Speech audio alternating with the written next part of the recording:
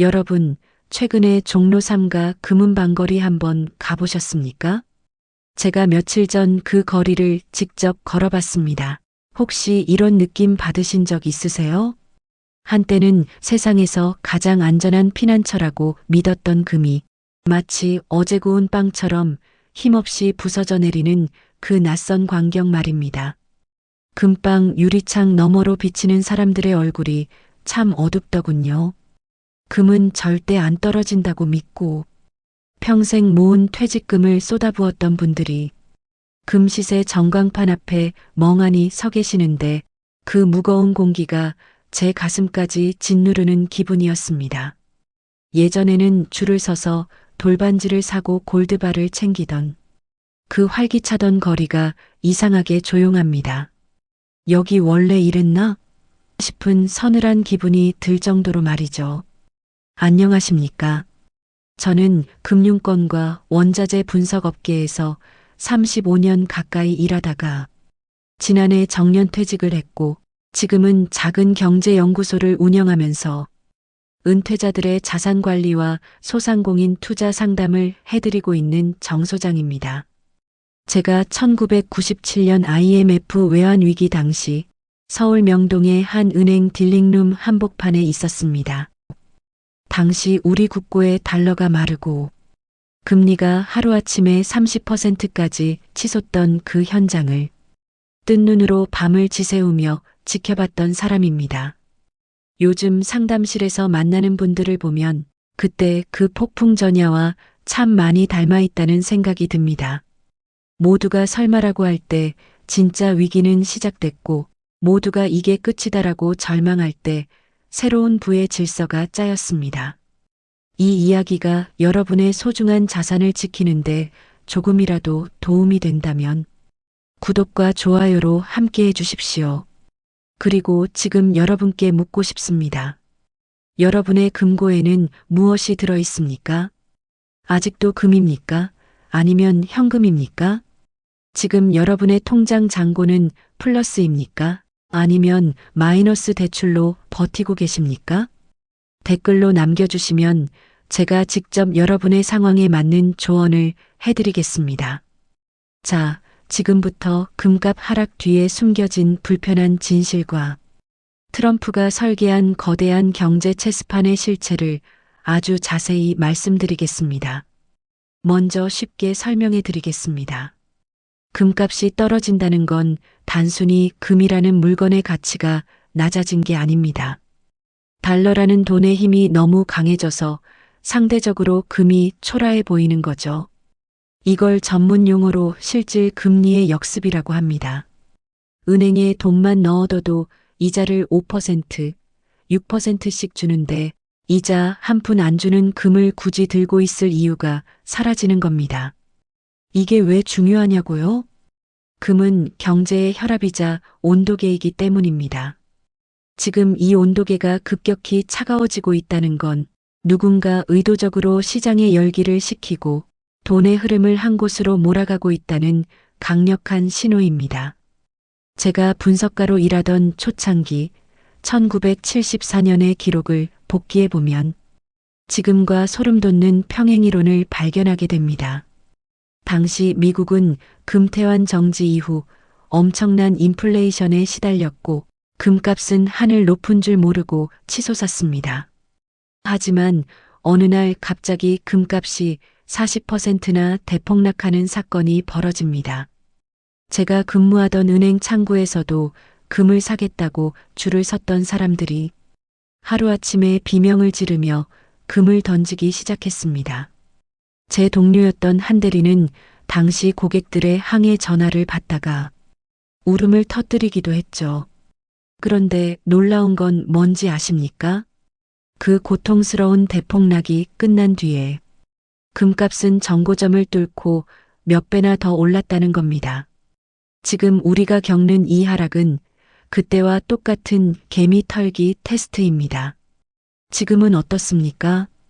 트럼프라는 인물이 다시 미국의 수장이 되면서 국제 경제의 판이 완전히 뒤집히고 있습니다. 지난주 저희 연구소 상담실에 58세 은퇴자 이철수님이 찾아오셨습니다. 이철수님은 평생 공직에 계시다가 받은 퇴직금 중 1억 5천만 원을 금에 투자하셨습니다. 금값이 한 돈에 45만 원을 넘나들 때 주변에서 이제 50만 원 간다는 말만 믿고 덜컥 사버린 거죠. 그런데 지금 금값이 연일 하락하니 식사도 못하시고 밤마다 시세창만 들여다보며 한숨을 쉬십니다. 이철수님께 제가 드린 말씀은 이겁니다. 이건 금의 가치가 변한 게 아니라 트럼프가 중국을 무너뜨리기 위해 설계한 정교한 덫에 걸리신 겁니다. 트럼프의 전략은 아주 명확하고 냉혹합니다. 강한 달러를 만들어 전 세계에 흩어진 자금을 미국으로 강제로 불러들이는 겁니다. 특히 중국의 경제적 숨통을 조이는 게 핵심 중의 핵심이죠. 중국은 지금 거대한 부채라는 모래성 위에 세워진 나라입니다.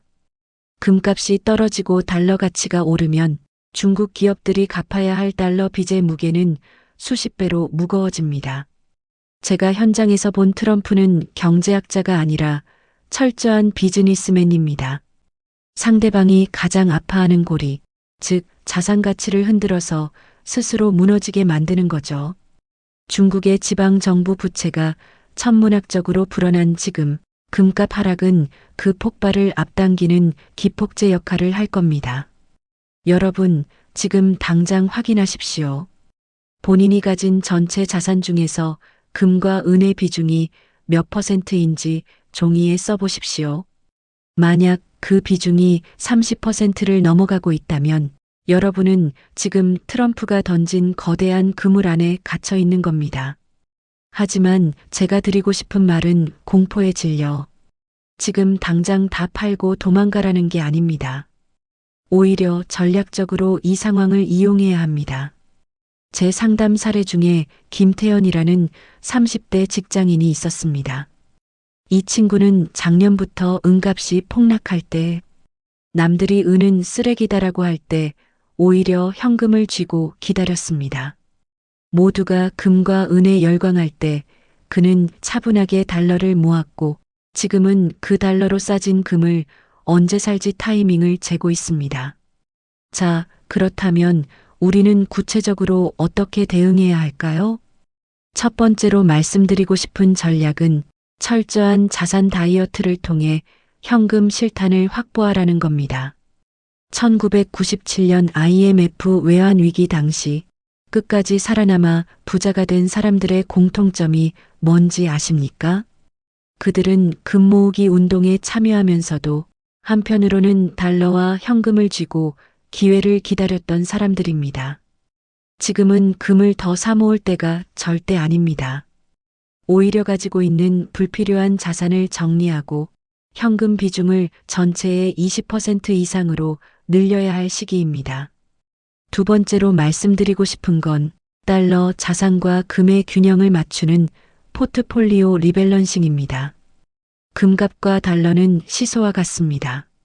한쪽이 내려가면 반드시 다른 쪽이 올라가게 되어 있죠.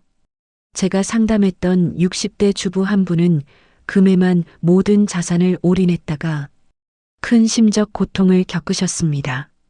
하지만 저와 상담 후 달러 예금과 금의 비중을 5대5로 나누어 관리하기 시작하셨고 이번 금값 하락장에서도 달러 가치 상승분 덕분에 전체 자산의 가치를 훌륭하게 방어해내셨습니다. 이렇게 한쪽이 무너질 때 다른 쪽이 지탱해주는 구조를 만들어야 위기에서 버틸 수 있습니다. 세 번째로 말씀드리고 싶은 건 중국 경제의 붕괴 징후를 예민하게 관찰하라는 겁니다. 중국의 부동산 개발 업체들이 파산하고 지방 정부가 공무원 월급을 못 주는 상황이 오면 트럼프는 마지막 결정적인 한 방을 날릴 겁니다. 그때 금값은 한 번 더 크게 요동치며 바닥을 칠 수 있습니다. 하지만 기억하십시오. 그 공포의 정점이 바로 마지막 테스트가 끝나는 지점입니다.